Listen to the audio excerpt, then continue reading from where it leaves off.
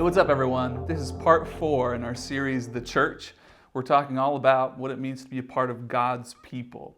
In our last teaching, we were talking all about the need for community, how we're not supposed to be disciples of Jesus who are independent from a community of believers. We talked all about how important it is for every one of us. We tried to get to this place, a place where every one of us can see the importance of making a commitment that says, this is my family. For better or for worse, I'm connected to the church. I'm one of God's people, including those that might embarrass me sometimes. Or maybe they're living a lifestyle that I go like, yeah, I'm not totally for that, but that's my uncle, that's my aunt, that's my brother or my sister. A commitment to the family through thick and through thin. And leads us to an important question I think we're going to talk about in this session, which is this.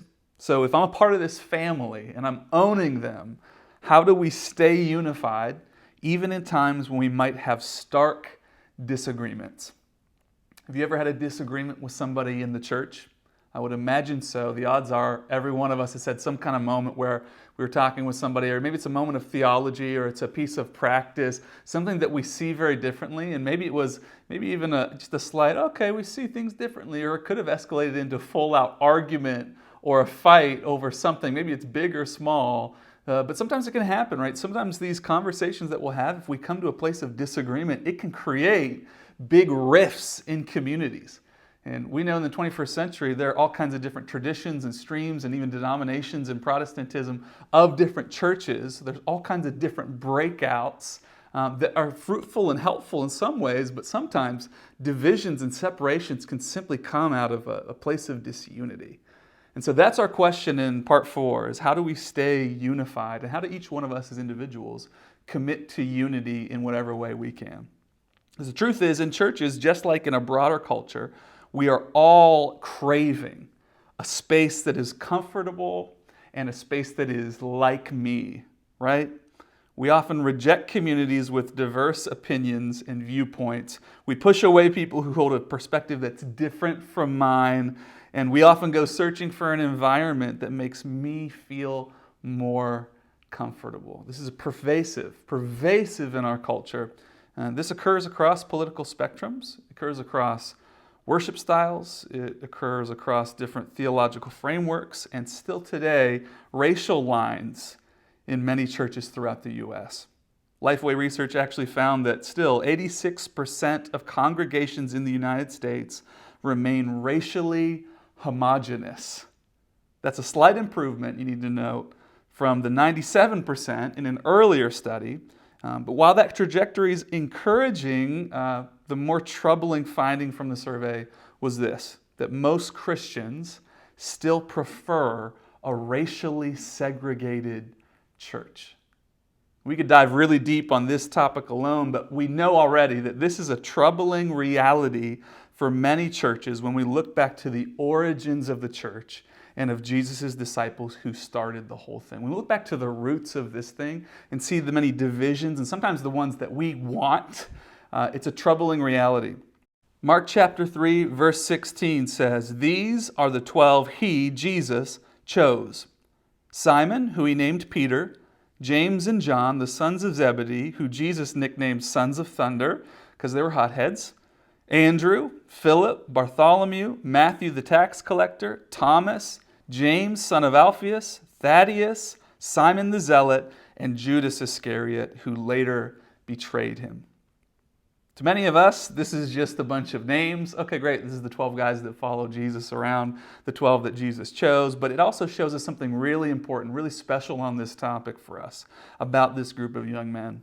It shows us that Jesus assembled a team of misfits and malcontents. They weren't wise or affluent. Many of them were just blue-collar workers, fishermen who were very poor. They weren't powerful or influential, and to make matters worse, they didn't even share the same values, backgrounds, or political leanings. They had no earthly reason to be together. And zooming in for a moment on a couple of these guys, I think there are two that really show us the disparity of belief systems, even amongst Jesus' close 12 disciples. We see some information about this guy named Simon who was a zealot, it says, and many of us might go, oh, well, he's just a passionate guy. Oh, he's so zealous. But No. Simon is a part of a group in the first century called the Zealots. The Zealots were essentially Jewish freedom fighters. These are essentially, by our terminology, our modern terminology, domestic terrorists. And Simon was one of these people who would be willing to use violence to overthrow Roman occupation. On the other side of the spectrum, we meet Matthew, who was a tax collector, a Jew who betrayed his own people to make money by working for the Romans. And yet Jesus called both of these men not only to himself to be his disciples, but he called them to embrace each other as brothers. God calling these two men together wasn't practical, but it was beautiful. And isn't that the church that we want? Isn't that the church that the world needs right now? A community that says, you know what, we're different, and we might be clearly on different ends of the spectrum here, but God's calling us together in family. A community that might see things differently and may have to have many deep and honest conversations with each other in order to move forward, but a community that says, I choose you as a brother, I'm committed to you as a sister, even if we disagree or have a different style about things. That was Jesus' vision for his community of disciples, and that's what our world needs from the church today. Not self-interested Christians who will call it quits on each other or peace out when somebody says something to disagree with, but a community that lives out a countercultural commitment to stick with each other through thick and thin. Joni Eareckson Tada says it like this: believers are never told to become one, we are already one and are expected to act like it. This leads us to a really important question for us. How do we take an active role in preserving unity in the church? Or yes, maybe we're there. We need unity. We need to be brought together even through our disagreements. But how do I take an active role in pursuing unity and preserving unity in the church? Well, I got a couple things in mind. Write these things down at the active moments for every one of us. The first thing is simple. Remember what the church is and what it is not. My question should not be, what can a leader or organization do for me? It should be, how can I make my church community stronger? If my view of the church and its leadership is that they're just a means to hear what I want to hear or to be fed the way I want to be fed, I'm misunderstanding the point of all of this. And if you're looking for more information, just go back and listen to our teaching again on the purpose of the church. But I got to remember what the church is and what the church is not. 2, I need to own my role in the community. The church doesn't exist to teach the things I'm interested in or to reinforce the ideas that I already hold or play the music I like or keep my spiritual life thriving, to keep me spiritually fulfilled all the time. Tim Keller once said when speaking to millennials, you, the millennials, are the generation most afraid of real community because it inevitably limits freedom and choice. If you're like me, that burdens a little bit because I know he's right. That's an indictment for our younger generations, but there's a lot we can learn from that. Many people might get frustrated with their church because it isn't giving me what I want. And if that's the case, I need to honestly confess that I'm living simply as a consumer of content, not as an active participant in building the community. We'll dive a little bit deeper into this dynamic in our next teaching, but number 3, what do we need to know if I'm going to pursue unity, if I'm going to preserve unity in the church? Number 3 is this: truly embrace other believers as family members. Many of us have family members we disagree with on many things. Everyone's got that uncle on Facebook that you're embarrassed of. You're like, I'm not with that guy, right? Many of us have had so many difficult conversations around a Thanksgiving meal about politics or religion or all kinds of things, and sometimes it can get pretty heated for some of our families. But something that always helps in all of those relationships and dynamics, as difficult as they become, the fact that this is a family member sitting across from me helps me not just get through the conversation, but at least see them with love, even if we choose to continue to disagree. What if we decided to see our brothers and sisters in Christ the same way? When I truly see other followers of Jesus as my brothers and my sisters, it does 2 things for me, I think. I feel freedom to have difficult conversations. Because you're a brother and you're a sister, man, we got to talk this out.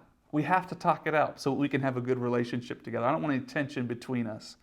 It helps us to have freedom to have those difficult conversations. And no matter how difficult the conversation gets, I can always treat them with love, an unconditional love that says, you're my brother and you're my sister. I don't care what this thing is between us. I still love you. I can treat you with love and respect and kindness. The church is intended to be an outpost of God's kingdom, to offer a glimpse of the new world He's creating and the new society that's been inaugurated by Jesus.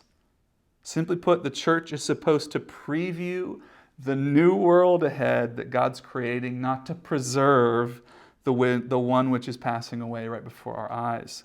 When churches abandon its calling to reflect God's kingdom in order to reflect the kingdoms of the world, it worsens and solidifies the divisions of society rather than helps to heal them. D.L. Moody said it like this: I have never yet known the Spirit of God to work where the Lord's people were divided. The church is a new community, a healed society where the categories of rich and poor, male and female, slave and free, Jew and Gentile, black and white, young and old, native and immigrant, liberal and conservative, and every other social division or hostility is mended. The commitment to actively pursue unity within the community of Jesus followers is a necessary commitment to truly follow in the way of Jesus.